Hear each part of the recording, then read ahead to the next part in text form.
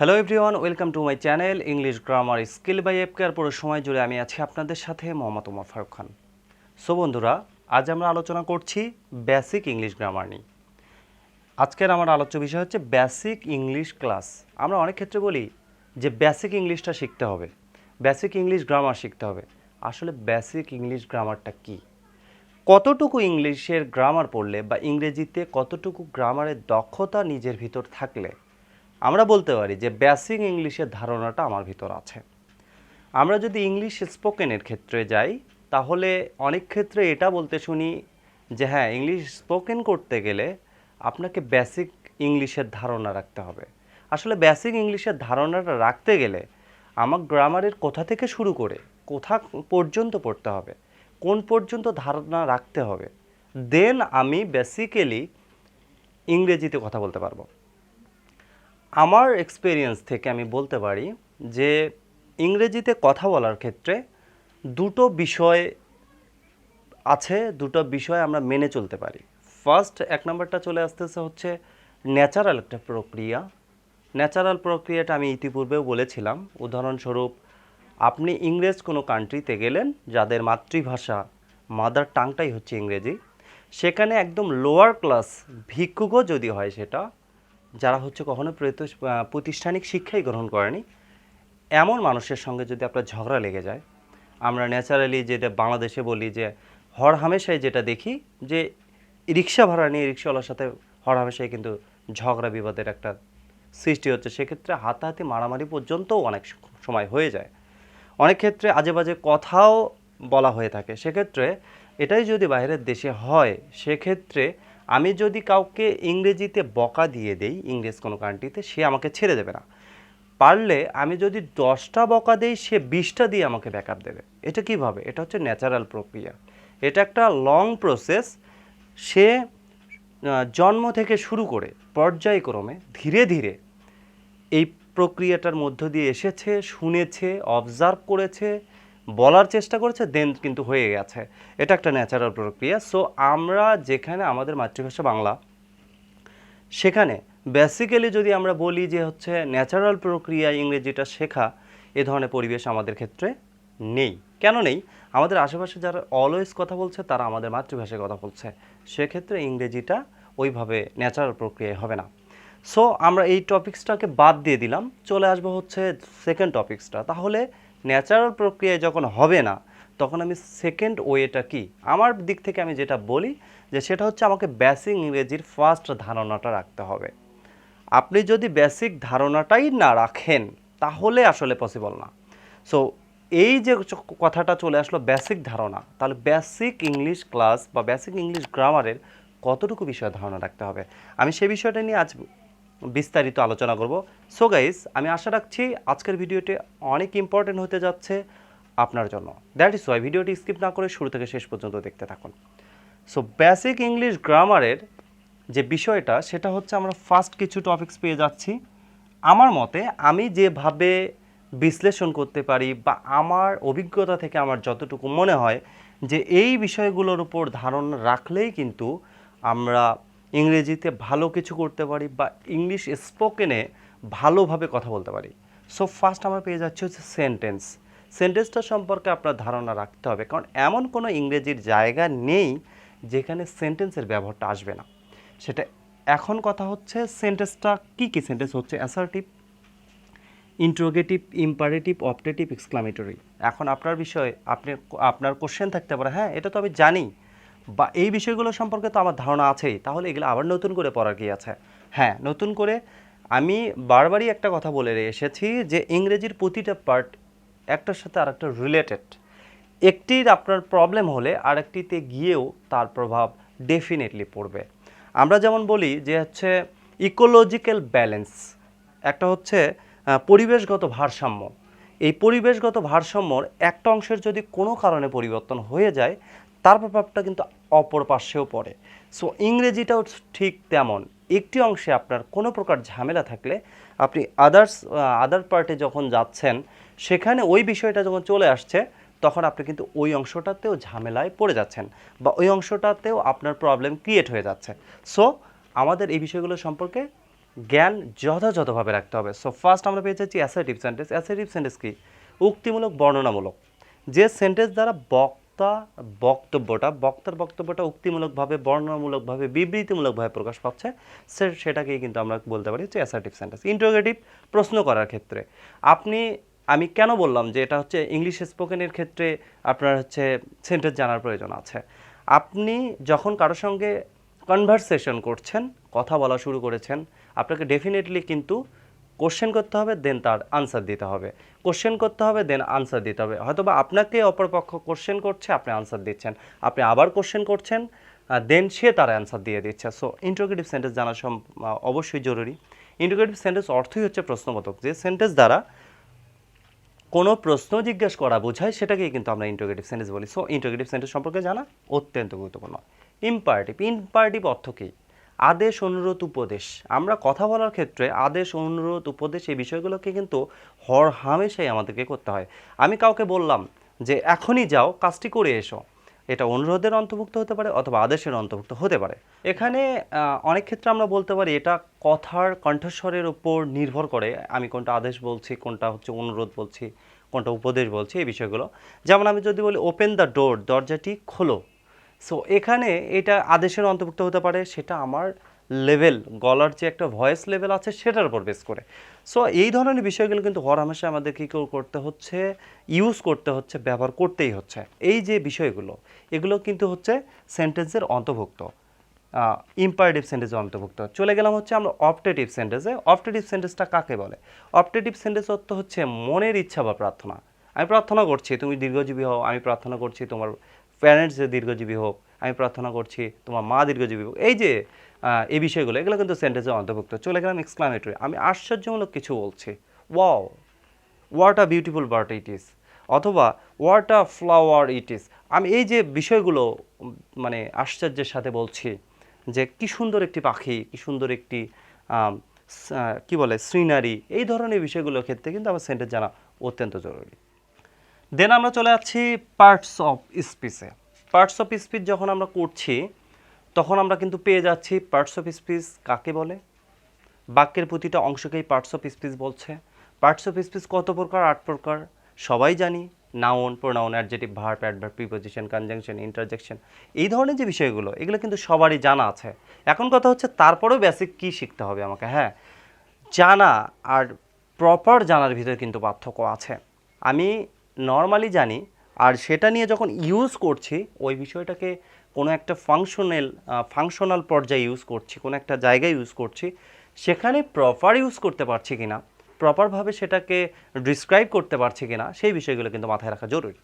So আমি sentence নিয়ে বললাম, সেন্টেন্সের ব্যাপক আলোচনা, বিস্তারিত আলোচনা, প্রত্যেকটাকে আলাদা আলাদা পার্ট করে আমার ক্লাসেই আছে, আমার এই চ্যানেলটাতেই দেওয়া আছে, আপনারা চাইলে দেখে আসতে পারেন। এবং আশা রাখছি সেন্টেন্স সম্পর্কে আপনাদের কোনো প্রকার ঝামেলা থাকবে না। আমি অলওয়েজ ট্রাই করেছি যারা ইংরেজিতে একেবারে দুর্বল, আমি যারা পারে তাদের জন্য আসলে আমার ক্লাসগুলো করিনি। যারা পারে না, একেবারে পারেই না, একদম জিরো লেভেল যাদের, তাদের জন্য কিন্তু ক্লাসগুলো। সো যারা দেখে আসেননি, ক্লাসগুলো দেখে আসবেন। দেন পার্টস অফ স্পিচেরও প্রতিটা পার্টের অংশ করে করে সাবলীল, স্বচ্ছ, সুন্দর ভাষায় আলোচনা করা আছে। যারা এই ভিডিওগুলোও দেখেননি অবশ্যই দেখে আসবেন, এবং আশা রাখছি বেসিকের যে ধারণাটা, এটার প্রপার একটা ধারণা আপনার মধ্যে চলে আসবে। দেন আমরা চলে যাব ইংলিশ স্পোকেনের সবচেয়ে গুরুত্বপূর্ণ পার্ট যেটা, সেটা হচ্ছে টেন্স। এখন কথা হচ্ছে আমরা প্রায় এখনকার প্রেজেন্ট সিচুয়েশনে দেখা যায় যে অনেক লোয়ার ক্লাসগুলো থেকে দেখা যাচ্ছে আপনার হচ্ছে যখন আমরা হচ্ছে কিন্ডারগার্টেন স্কুলগুলোতে পড়ছি, ওই জায়গাগুলো থেকে কিন্তু টেন্সগুলো পর্যায়ক্রমে ছোট ছোট আকারে ধীরে ধীরে পড়ে আসছি আমরা, এবং দেখছি না স্টুডেন্টদেরকে পড়ানো হচ্ছে ক্লাস 3-তে 4-এ, এগুলোতে কিন্তু পেয়ে যাচ্ছি আমরা। দেন হচ্ছে 6-এ আসছি, 7-এ আসছি, একটু করে বাড়ছে বিষয়গুলো। তো সেক্ষেত্রে টেন্সটা আমরা এত বছর পড়ার পরেও কেন প্রপার পারি না? অনেক স্টুডেন্টকে বলতে শোনা যায় যে আমি তো টেন্স পারি একদম, সব সময় তো এটা নিয়ে করছি, কাজ করছি, শিখছি, অনেক টিচারের কাছে শিখেছি, বাট আমি তো এটা নিয়ে অনেক ভালোই পারি। কিন্তু দেখা যাচ্ছে যখন এটার প্রপার ব্যবহার করতে দেওয়া হচ্ছে, সে আর পারছে না। এটার পিছনে কারণ হচ্ছে কি, কোনো জিনিসকে পেতে গেলে সেটা সম্পর্কে একটা ভালো ধারণা রাখতে হবে, প্রপার একটা আগ্রহ থাকতে হবে। আপনি ইংলিশ স্পোকেন করতে চাচ্ছেন, এটা কিন্তু অনেক বড় একটা ম্যাটার। আপনাকে যদি কেউ বলে আমরা হচ্ছে ইউটিউবে দেখছি 15 দিনে অনর্গল ইংরেজিতে কথা বলুন, 7 দিনেই ইংরেজির সমস্ত ধরনের সমাধান, এই যে এই ক্লাসটি দেখলেই ইংরেজিতে সম্পূর্ণ বিষয়ের সমাধান হয়ে যাচ্ছে, আসলে এই কথাগুলো একেবারেই ভিত্তিহীন আমি মনে করি। কারণ আপনি যতক্ষণ পর্যন্ত আপনাকে প্রিপেয়ার না করবেন, প্রস্তুত না করবেন, নিজেকে যুদ্ধে পাঠানোর জন্য, নিজেকে যুদ্ধের ময়দানে রাখার জন্য নিজের যে বৈশিষ্ট্যগুলো থাকা দরকার সেগুলোকে যতক্ষণ পর্যন্ত না মজবুত করবেন, ততক্ষণ পর্যন্ত আপনাকে কেউ ইংরেজিতে দক্ষ করে গড়ে তুলতে পারবেন। আপনার প্রপার চেষ্টাটা কিন্তু রাখতেই হবে, চেষ্টাটা থাকতেই হবে।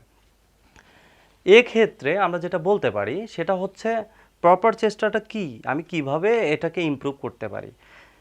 অনেকের ক্ষেত্রে শুনেছি যে আমি কোথাও গেলাম, গিয়ে বললাম যে হচ্ছে, আমি অনেক টিচারের কাছে যখন গিয়েছি দেখা গেছে আমি ইংলিশ স্পোকেন শিখতে চাচ্ছি, সেক্ষেত্রে তাকে সে কি বলছে, হ্যাঁ বলা শুরু করে দাও, ভুল হবে, ভুলভাল যা হয় হোক, তুমি বলা শুরু করে দাও, একটা সময় ঠিক হয়ে যাবে।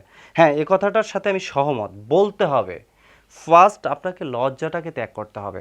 আমরা কেন ইংরেজিতে কথা বলতে গিয়ে এত দ্বিধাদ্বন্দ্বে পড়ে যাই? বাংলায় কথা বলছি, দ্বিধাদ্বন্দ্বে তো পড়ি না। কেন পড়ি না? এটার ওপর আমার কনফিডেন্স আছে। কনফিডেন্স বিষয়টা কি?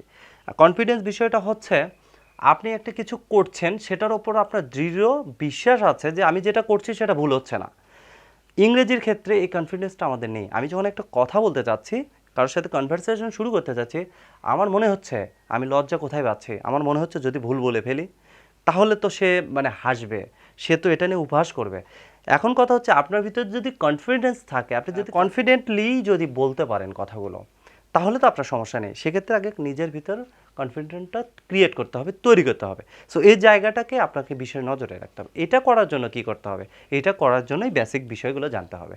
এখন বেসিক বেসিক বেসিক আমরা খালি বেসিক বেসিক করছি, বেসিক ইংলিশ গ্রামার, বেসিক এইটা সেইটা, এই যে বিভিন্ন কথাগুলো, বেসিকটা আসলে কি সেই বিষয়টা কিন্তু আপনাদের আজ ধারণা দেওয়ার চেষ্টা করছি, এবং আশা রাখছি আপনারা ক্লিয়ারলি বুঝতেও পারবেন। সো পরবর্তী সিচুয়েশনটাতে চলে আসলো, সেটা হচ্ছে টেন্স।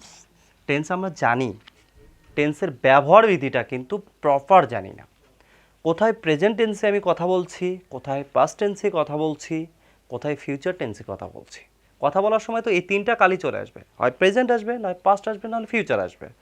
দেন সেগুলো ব্যবহার করতে গিয়ে আমরা হচ্ছে কোন কোন ভার্বগুলো ব্যবহার করছি, ভার্বের কোন ফর্মগুলো ইউজ করছি, কোন টেন্স ইউজ করছি, সেক্ষেত্রে টেন্সের ক্ষেত্রে কোন কোন সাহায্যী ভার্বগুলোকে আমাকে ইউজ করতে হচ্ছে। যেমন আমি প্রেজেন্ট ইনডিফিনিট টেন্সের ক্ষেত্রে ইউজ করতে পারছি ডু ডাস, আবার পাস্টে গিয়ে ব্যবহার করতে পারছি ডিড। এগুলো যদি আবার কন্টিনিউয়াস টেন্স হয় তাহলে প্রেজেন্ট কন্টিনিউয়াসে অ্যাম ইজ আর, পাস্টে ওয়াজ ওয়ার, এই ধরনের। দেন হচ্ছে শ্যাল উইল ফিউচার টেন্সের ক্ষেত্রে, প্রেজেন্ট পারফেক্ট বা পাস্ট পারফেক্ট, পারফেক্ট টেন্সের ক্ষেত্রে আমরা ব্যবহার করতে পারছি হ্যাভ, হ্যাজ, হ্যাড। সো এই ধরনের বিষয়গুলো কিন্তু আমাদের নজরে রাখতে হবে। আর একটা বিষয় এখানে আমি লিখেছি third person singular number. Present indefinite টেন্সে যদি subject third person singular number হয়, এক্ষেত্রে কিন্তু আমাকে পার্সন জানাও জরুরি। আমি এখানে লিখে দিয়েছি পার্সন। ফার্স্ট পার্সন জানতে হবে, সেকেন্ড পার্সন, থার্ড পার্সন। আপনি যখন কথা বলছেন তখন কিন্তু আপনাকে পার্সন মিন করে কথা বলতে হয়। ফার্স্ট আমি আরেকটা বিষয় বলতে চাই, যারা হচ্ছে বাইরের দেশে কথা বলে, ইংরেজিতে যারা কথা বলে, তারা কিন্তু অনেক ক্ষেত্রে গ্রামেটিক্যাল রুলসগুলো ফলো করে কথা বলে না। কেননা তাদের গ্রামেটিক্যাল রুলস ফলো করতে হয় না। আর আমরা যদি তাদের মতো করে ফার্স্টলি কথা বলতে চাই তাহলে কিন্তু সেটা পসিবল না। আমাদেরকে ফার্স্ট গ্রামেটিক্যালি অংশ বা গ্রামারের উপর বেস করে কথা বলার চেষ্টা করতে হবে, দেন ধীরে ধীরে সেটাকে ইমপ্রুভমেন্ট করতে হবে। সো পার্সন সম্পর্কে আপনাকে জানতে হবে। দেখেন আপনি একটা বিষয়, বেসিক কাকে বলছে, বেসিক শিখতে গেলে আমাকে সেন্টেন্স শিখতে হচ্ছে, বেসিক শিখতে গেলে আপনাকে পার্টস অফ স্পিচ সম্পর্কে ধারণা রাখতে হচ্ছে, বেসিক শিখতে গেলে আপনাকে টেন্সের প্রপার ধারণা রাখতে হচ্ছে, দেন চলে আছে মডাল ভার্বে। আমরা অনেক সময় কি শর্ট করে বলতে পারি, কেউ আমাকে বলছে এই বিষয়টা সম্পর্কে তোমার কি কি জানা আছে, হয়তো বা এই বিষয়টা এটাই হতে পারে, আমি সংক্ষেপে কিন্তু বলতে পারি মেবি, হতে পারে। তো এই ধরনের মে বি, এই যে কথাটা, এটা কোন ভার্ব? এটা মডাল ভার্বের অংশ। সো মডাল আপনাকে জানতে হচ্ছে, দেন আপনাকে পার্সন জানতে হচ্ছে, এই ধরনের বিষয়গুলো প্রতিটা পার্টি কিন্তু আপনাকে জানতে হচ্ছে। দেন আমরা চলে যাচ্ছি হচ্ছে ভার্বের ফর্মগুলোতে। ভার্বের ফর্মগুলো কি? ভার্বের ওয়ান ফর্ম আমরা বলে থাকি, ভার্বের ওয়ান ফর্ম, দ্যাটস মিন ভার্বের present form. So present form যেমন ধরি, যদি আমি arise, present form. Past form হচ্ছে অ্যারোস, পাস্ট পার্টিসিপল হচ্ছে অ্যারাইজেন, এস ফর্ম হচ্ছে অ্যারাইজেস, দেন হচ্ছে অ্যারাইজিং। প্রতিটা অংশই কিন্তু ব্যবহার হয়ে থাকে, প্রতিটা অংশই ব্যবহার করতে হয়। দেন আমাদের একটা বিষয় যেটা অত্যন্ত জানা জরুরি, সেটা হচ্ছে ভার্বের মিনিংগুলো। আপনি স্পোকেন ইংরেজি করতে যাচ্ছেন, আপনি যদি অর্থ না জানেন, মিনিং করতে না পারেন, ডেফিনেটলি আপনার দ্বারা পসিবল না। সো গাইস, ভার্বের ফর্মগুলো সম্পর্কে জানা দরকার, ভার্বের মিনিংগুলো সম্পর্কে কিন্তু আমাদের অবশ্যই ধারণা রাখা দরকার। আপনি যদি ভার্বের অর্থ না জানেন, তাহলে কিন্তু আপনার দ্বারা স্পোকেন ইংলিশ করা পসিবল না। আরও একটি বিষয়, সেটা হচ্ছে ইংলিশ স্পোকেন করার ক্ষেত্রে আপনাকে কয়েকটা বিষয় মাথায় রাখতে হবে। ফার্স্ট হচ্ছে, আপনি যদি অন্য কারোর সাথে কনভারসেশনে লজ্জাবোধ করেন, দেন সেটা এড়াইয়া চলেন, সমস্যা নেই। আপনি নিজেই দুটো ক্যারেক্টার প্লে করে, দুটো জায়গায় প্লে করে আপনি দৈনন্দিন বিষয়গুলোকে ইংরেজিতে কনভার্ট করতে থাকুন। সেটা কীরকম আমি বলছি। আমি সকাল 6টায় ঘুম থেকে উঠলাম, দেন আমি যদি আমাকে বলি গুড মর্নিং একে, গুড মর্নিং ফারুক, এরকম গুড মর্নিং, আমি আমার একটা নাম দিলাম, আমার নাম যেটা সেটা দিলাম, দেন আরও একটা প্রতিপক্ষ তৈরি করলাম, আমার একটা কনভারসেশনের লোক তৈরি করলাম, দেন দুটো কথাই আমি বলছি গুড মর্নিং, গুড মর্নিং, এরকম।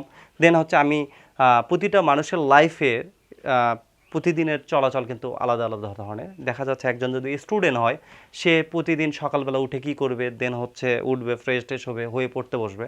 দেন যদি হচ্ছে কোনো হচ্ছে এমপ্লয়ি হয়, সে কিন্তু দেখা যাচ্ছে যে ঘুম থেকে উঠবে, উঠে ফ্রেশ ট্রেশ হবে, হয়তো বা মর্নিং ওয়াকে যেতে পারে, সেখান থেকে ফিরে আসবে, দেন হচ্ছে খাওয়া দাওয়া করবে, দেন সেই তার হচ্ছে কর্মক্ষেত্রে ফিরে যাবে। সো গাইস, দেন আমাদের ডাব্লিউএস ওয়ার্ডগুলো সম্পর্কেও কিন্তু ধারণা রাখা দরকার।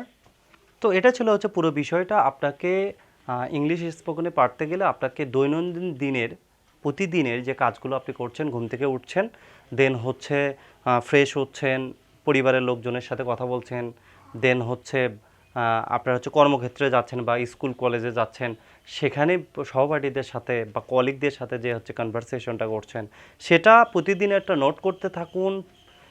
প্রয়োজনে বাসায় ফিরে এসে নিজেই নিজেকে কোয়েশ্চেন করুন, দেন আনসার দিন। এভাবে ধীরে ধীরে নিজের ডেভেলপমেন্টটা আপনি করতে পারেন। কিন্তু আদারওয়াইজ আপনি যদি মনে করেন যে হচ্ছে কোনো কোর্সের উপর বেস করে, কোনো কোর্স দেখে, অনেক ক্ষেত্রে আমরা দেখছি হচ্ছে বিভিন্ন ধরনের কোর্স শেখানো হচ্ছে অনলাইনে, হোয়াটসঅ্যাপে, এই ধরনের যে বিষয়গুলো, এগুলোকে যদি ফলো করেন বা এগুলোর উপরেই যদি আপনি থেকে যান, তাহলে আসলে কোনোভাবেই পসিবল না।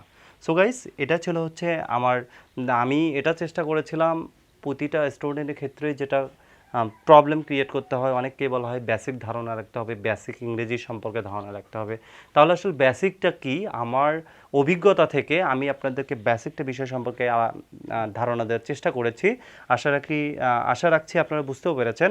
সো এইটুকু বিষয় হচ্ছে বেসিক। এই বেসিকটুকু জানলে আসলে প্রতিটা ক্ষেত্রেই অগ্রসর হওয়া পসিবল। এছাড়া অন্যান্য গ্রামাটিক্যাল অংশগুলোকে যে জানতে হবে না তা না, আমি সেটা বলিনি, কিন্তু বেসিক যে নলেজটা অবশ্যই থাকা দরকার ইংলিশ স্পোকেনের ক্ষেত্রে, একজন ভালো স্টুডেন্টের ক্ষেত্রে যে বেসিক ধারণাটা থাকা দরকার, সেটাই হচ্ছে এইটুকু। সো ইংলিশ স্পোকেনের এটা ছিল আজকের দ্বিতীয় পার্টটি।